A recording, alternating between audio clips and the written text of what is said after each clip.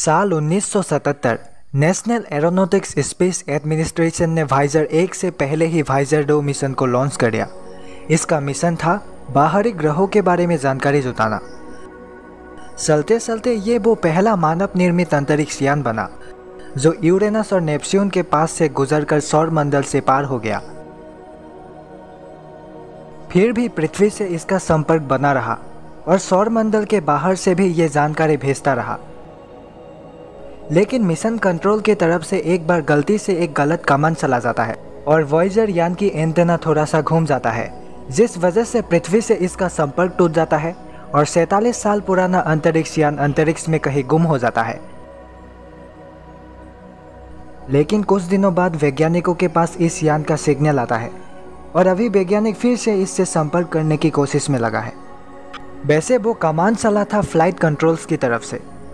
Command भेजने का मकसद तो यान की नियमित गतिविधियों का रखरखाव करना ही था, लेकिन यान के लिए गलती से गलत कमांड चला जाता है, जिस वजह से यान में लगी एंटेना 2% मुड़ जाती है। एंटीना की डायरेक्शन बदल जाने की वजह से वाइजर यान और पृथ्वी के बीच संकेत आने जाने वाले दिशा ही बदल जाती है।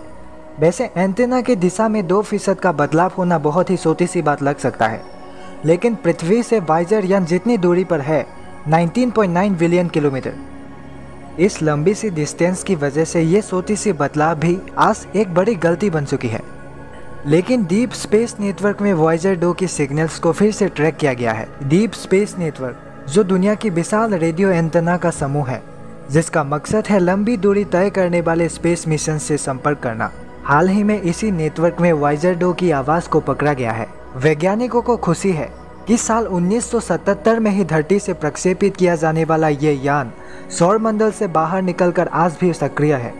कहते हैं इसका मियाद 2026 तक है और ये 55,345 किलोमीटर प्रति घंटे की रफ्तार से गतिमान है। अब ऑस्ट्रेलिया के कैनबरा में लगे विशाल एंटेना के जरिए वॉयेजर यान से आने वाले सिग्नल्स की निगरानी किया जा रहा है। लेकिन ऐसा करना भी आसान नहीं है, क्योंकि उन सिग्नल्स को वॉयेजर 2 से धरती तक लाइट की स्पीड से भी पहुंचने में 18 घंटे से ज़्यादा वक्त लग जाता है।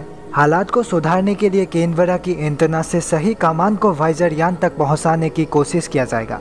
अगर इसमें नाकामयाब हुआ तो नासा को इस यान से जुड़ने के लिए अक्टूबर के महीने तक इंतजार करना पड़ेगा, क्योंकि तभी वॉयेजर 2 अपने सिस्टम को रीसेट करेगा। लेकिन तब तक यह यान बिना निगरानी और बिना कमान के अंतरिक्ष में ही भटकता रहेगा।